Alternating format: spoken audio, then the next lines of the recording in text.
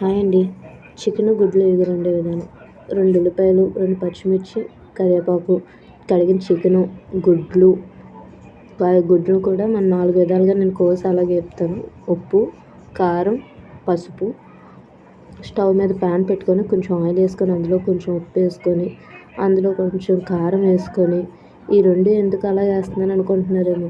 గుడ్లకి ఎప్పుడు నేను అలాగే వేస్తాను. అవి బేగా పేలవు అండ్ ఈ ఉప్పు కారం పెట్టడంతో వేపిన గుడ్లు కొంచెం టేస్ట్గా కూడా ఉంటాయి.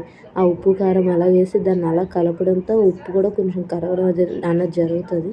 అది కొంచెం కరిగినాక మనం ముందుగా కోసిపెట్టిన గుడ్లు ఉన్నాయి కదా, అంటే 4 పలకల కింద కోసుకొని వేసుకుంటే టేస్ట్గా ఉంటుందండి. ఈ చికెన్ ఎగురు కింద వేసుకుంటాం కనుక మనకి టేస్ట్ అది బాగుంటుంది.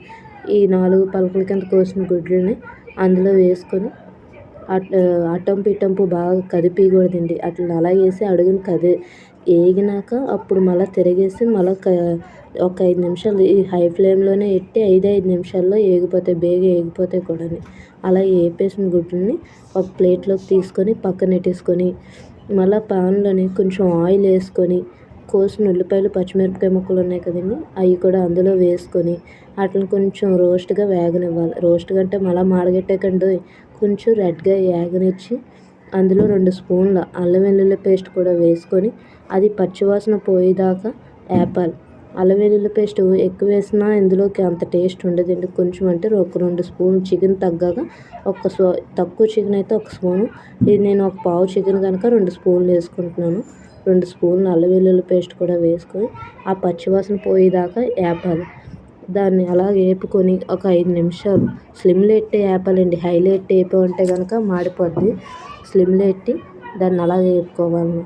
ఇది నా రియల్ వాయిస్ అయితే పెట్టాను. మీకు ఈ వాయిస్ నచ్చుతుందో లేదో తెలీదు. మా వాళ్ళు కట్టాను రియల్ వాయిస్ పెట్టు అనేసి అడిగిరనేసి నేను ఈ రియల్ వాయిస్ పెట్టాను. ఈ రియల్ వాయిస్ మీకు నచ్చుద్దనే అనుకుంటున్నాను నేను. సరే అండి, అల్లం వెల్లుల్లి పేస్ట్ కూడా వేగిపోయింది.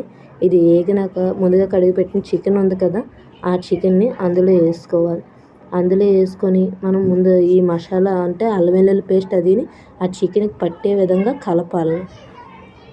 ఎక్కువగా గరిటిచ్చి కుదిపేసి అలా కాదండి, పై కిందకి సింపుల్గా అలా కలిపేసి ఈ స్టవ్ని ఏదైతే ఉందో ఆ స్లిమ్లో పెట్టి ఈ మిశ్రమాన్ని అంతా చేయాలి. ఆ స్లిమ్లో పెట్టి ఒక 5 నిమిషాలు చికెన్ మగ్గనివ్వాలి.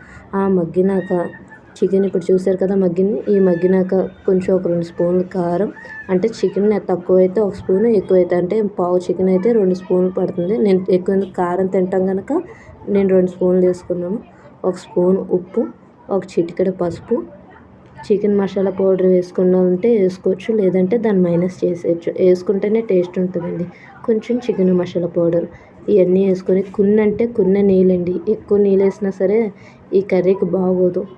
మనకి ఎగురు కింద పెట్టుకుంటున్నాం కనుక కొన్ని నీళ్ళు వేసుకొని దాన్ని అలా కలుపుకొని ఒక 5 నిమిషాలు మగ్గనివ్వాలి. ఆ కలుపుతూనే మగ్గనివ్వాలండి. ఈ మగ్గినాక ముందుగా పెట్టిన గుడ్లు ఉన్నాయి కదా, అవి అందులో వేసుకొని కొంచెం కొత్తిమీర కూడా వేసుకొని అందులో ఎక్కువ కదిపేయకుండా కొంచెం అటంపు ఇటంపు కదిపేసి దాన్ని మూత పెట్టేసి స్లిమ్లో ఒక 5 నిమిషాలు, ఎక్కువసేపు కూడా అక్కర్లేదండి. ఎందుకంటే అల్లం వెల్లుల్లి పేస్ట్ ఆల్రెడీ మనం మగ్గనిచ్చాం కనుక ఒక 5 నిమిషాలు అలా మగ్గనిచ్చి స్టవ్ స్లిమ్లో పెట్టుకొని ఇదంతా చేయాలండి. హైలైట్ చేశారంటే కనుక ఖచ్చితంగా మాడిపోవడం అన్నది జరుగుతుంది. దాన్ని అలా మగ్గనిచ్చి ఒక 10 నిమిషాలు పోయాక ఓపెన్ చేసి చూస్తే కర్రీ రెడీ మనకి. చూసారు కదా చికెన్ ఎగురు. ఈ వీడియో కనుక నచ్చినట్లయితే లైక్ చేసి సబ్స్క్రైబ్ చేయండి. Thank you.